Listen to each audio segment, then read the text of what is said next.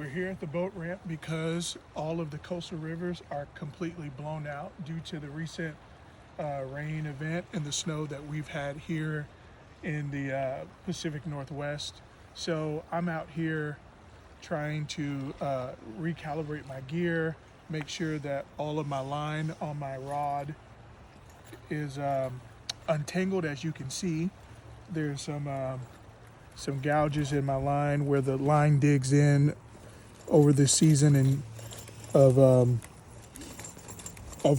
much use, and so I'm trying to get all of that cleared out so that when I'm actually out fishing, when the season gets back, when the rivers get back in shape, everything is smooth and nothing is going to go, nothing's going to be chaotic. Is this river usually this high? No. Typically this river is, well, in this particular season, yes, it's this high. It's the winter time.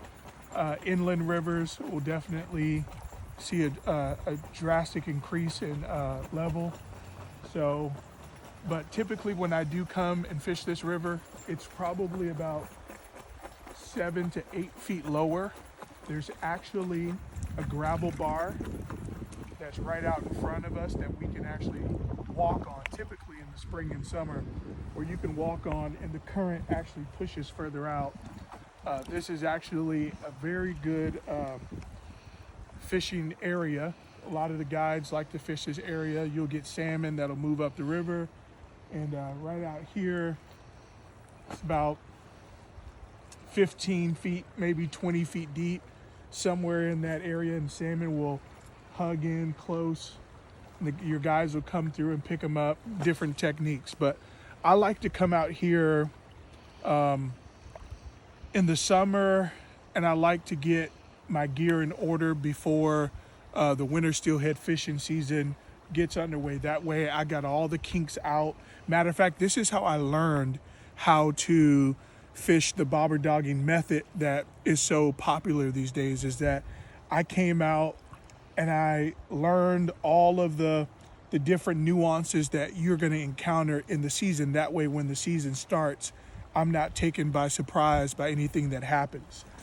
One of the keys to being a successful angler is having good preparation.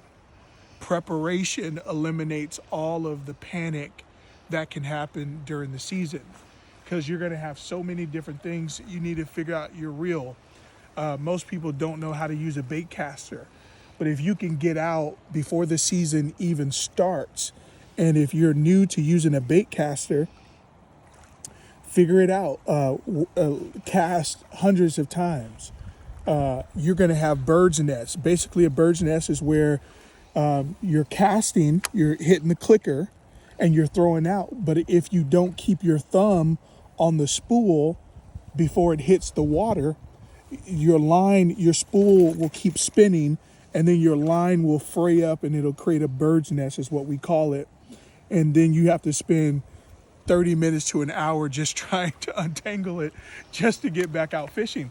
But if you've worked through the kinks of that while getting out here early, then you spend less time having bird's nests on the river when the fish are in, and that way you can catch more fish. So fishing becomes fun when preparation has been exhausted. So if you're out fishing and you're not having fun, and it could be because your preparation isn't where it should be. So I encourage all of you, whether you're new at this or whether you're a seasoned angler, spend more time preparing. That helps to have a maximum effective season of steelhead fishing.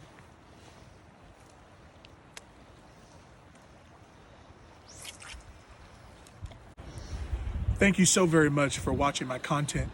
If you want to learn more, you can find me on Instagram at real_reverend. That is real, REEL_reverend. And also on YouTube at The Real Reverend.